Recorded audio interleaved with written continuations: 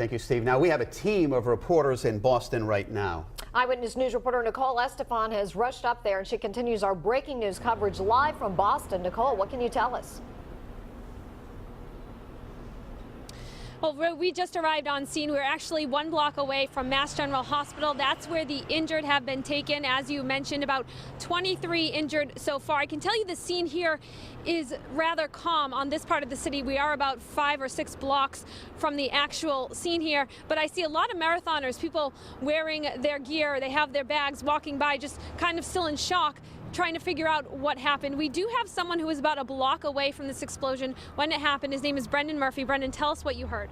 It sounded like a giant cannon. My office is about right overlooks where the finish line was, and about, I don't know what time it was, there was just a big explosion and then a louder one shortly thereafter.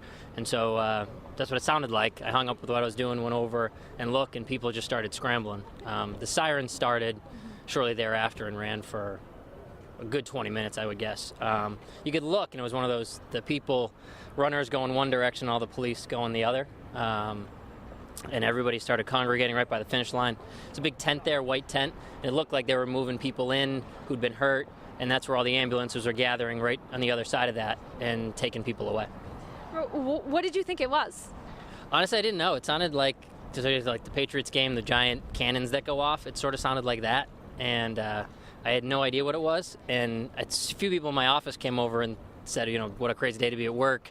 I hope we're not under attack or something stupid like that. And then we sort of went to a conference room which looks in that direction, and everybody started to figure out it wasn't a, you know, something water balloon or something crazy firecracker. It was obviously something real.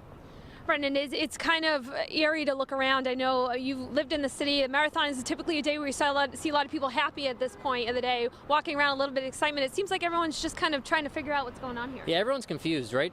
Especially over there. No one knew where to go. Everyone's obviously on their phone trying to meet people. Phones weren't working for about 20 minutes, half an hour afterwards, so none of the runners could find, obviously, who they were looking for. And I guess they diverted people, and so no one was where they belonged. The race course, Boylston, which is normally a zoo, was totally quiet. The police cleared our building and every building in and around there. No one could take their cars out. They were evacuating all the buildings, telling everyone they had to go home. All right, thanks for joining us, Brendan. Stay safe here. As we mentioned, you know, a lot of people walking around here. We talked to another gentleman a few moments ago. He said he was at the finish line. He looked very shaking, his hands still literally shaking, saying he was just worried about his family. In his case, luckily, everyone was okay. Again, we're going to hit the ground here, get some more information. As soon as we have that, we're going to bring that to you. Back to you guys.